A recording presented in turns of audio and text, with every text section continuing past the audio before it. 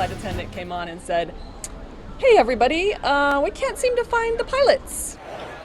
Well, 5 days now after the tech outage caused by CrowdStrike, Delta Airlines finds itself still in the midst of a logistical meltdown, one that's proving to be a nightmare for passengers and flight crews. I can't believe we are still talking about this now 5 days later, but yet here we are. With that, we want to say good evening. I'm Kyle Linsky. I'm Paula Toti. Air travelers are still feeling the effects of Friday's global computer meltdown, especially those on Delta Airlines. And that fallout is not just impacting passengers, but also flight crews. Local 12's James Pilcher joining us live now from CVG with reaction from Delta's pilots union and how they're volunteering to help fix this situation. So, James, what are they saying, and when could the situation be resolved? So before we get to that, Kyle, I just want to show you and the viewers something. This is the stacks of baggage that are waiting for their owners to be able to come home. They got here sometimes 5-6 hours ahead of some of the passengers, days ahead of the passengers. So the passengers are still stranded, but their bags somehow made it. Now, a rep with Delta's branch of ALPA, now that's the largest pilot union in the country, says this is all the company's fault for not investing more in its computer systems. But those pilots are saying they'll work on their days off to help get the airline back on track.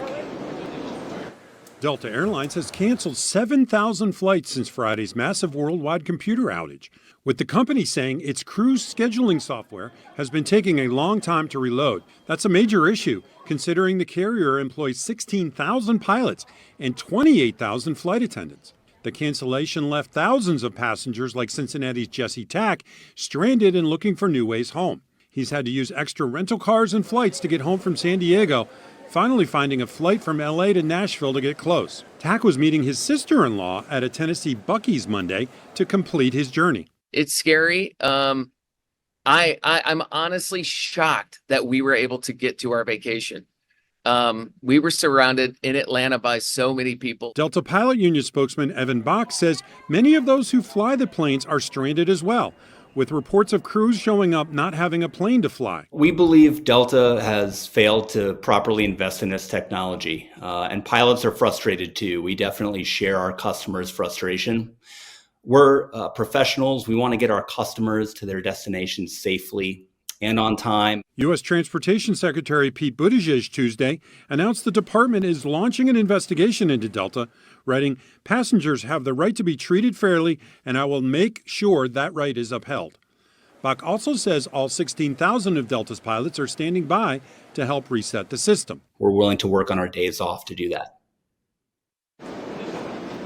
So an airport spokeswoman says there are still lingering impacts from Friday's outage as of this afternoon, and to check with the airline ahead of time before heading to the airport. Now, Delta's CEO has apologized to passengers, and Delta is offering reimbursements for extra expenses for travel that takes place through today.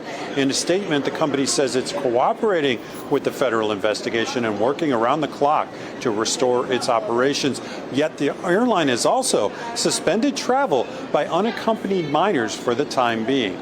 Live at CVG, James Pilcher, Local 12 News. Hopefully this issue will be resolved sooner rather than later. James, thank you so much. The airline tracking website FlightWise reports there have been 662 cancellations just today in the United States. A full list and links to Delta's change in reimbursement policies can be found inside James's story on local12.com or on our free Local 12 News app. Sure, you can stop watching, but let's be honest, you want to know more.